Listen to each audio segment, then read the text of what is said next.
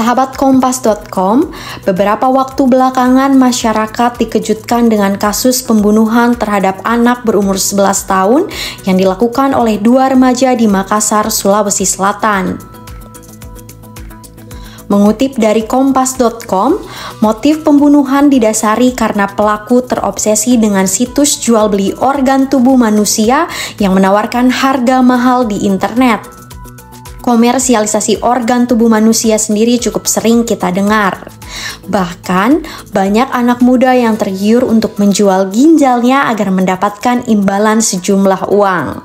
Lalu, apakah jual beli organ tubuh manusia memang semudah itu? Dan bagaimana prosedurnya? Simak cuplikannya dalam video berikut ini.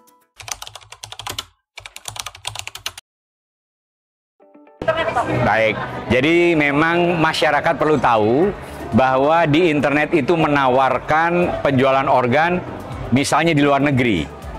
Perlu tahu bahwa organ itu untuk bisa dipakai syaratnya banyak. Satu, harus cocok antara yang dijual dengan yang mau beli. Satu, itu pemeriksaannya tidak sederhana, kompleks. Tidak bisa organ yang udah dikeluarin tiba-tiba dipakai, nggak bisa. Jadi yang namanya penjualan organ, kalau misalnya saya mau menjual organ ke negara tertentu, maka saya harus datang ke negara tersebut. Diperiksa dulu labnya, begitu ada orang yang cocok, maka saya harus diambil ginjalnya atau organ apapun di kamar operasi dan dalam waktu yang bersamaan ditransplantkan ke orang lain. Tidak akan pernah terjadi organnya diambil di tempat bukan rumah sakit dan dikerjakan di hari yang berbeda. Karena setiap organ itu mempunyai waktu yang sangat pendek. Contoh, ginjal itu paling lama 6 jam. Sejak dikeluarkan harus dipakai dan harus dulu memenuhi syarat cocok. Jadi tidak bisa saya ambil organnya orang, tanam ke orang lain. Langsung ditolak. Bahkan orang yang nerima pun bisa langsung meninggal karena dapat sesuatu yang tidak sesuai.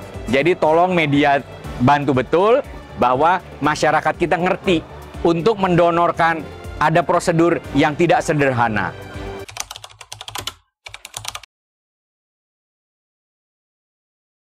Jadi sebenarnya yang harus bertugas memfasilitasi antara pendonor dengan penerima di negara kita itu ada namanya Komisi Transplantasi Nasional. Sudah ada aturannya, sudah ada pemimpinnya, tetapi struktur organisasi sebagai suatu badan belum berjalan. Akibatnya, maka setiap rumah sakit yang melaksanakan transplantasi ginjal ada yang namanya tim advokasi.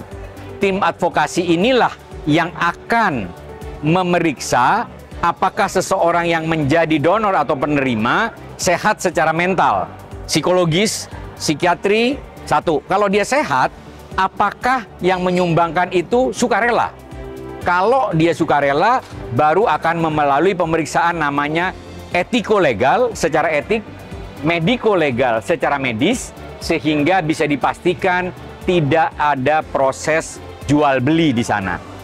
Itu sebenarnya tugas Komite Transplantasi Nasional.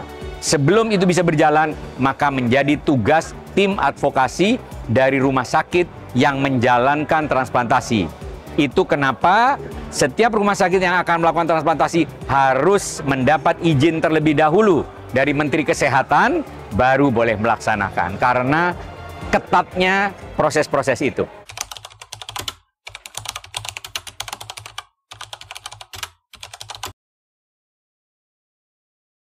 Jadi kalau buat anak muda mau jual ginjalnya, pasti nggak akan lolos.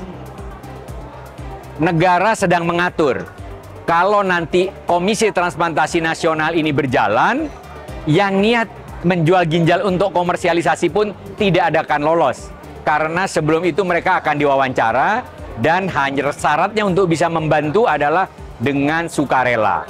Bahwa kemudian ada kompensasi, itu secara aturan di dunia diperbolehkan. Masing-masing negara berbeda nilainya. Contoh, di Arab Saudi negaranya mengganti 150 juta minimal.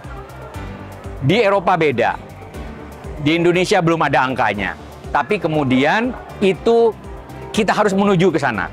Supaya kita bisa meningkatkan keinginan orang-orang yang mau menjadi donor secara sukarela dan juga membantu orang-orang yang membutuhkan ginjal tetapi tidak mempunyai donor dari teman-teman atau keluarganya.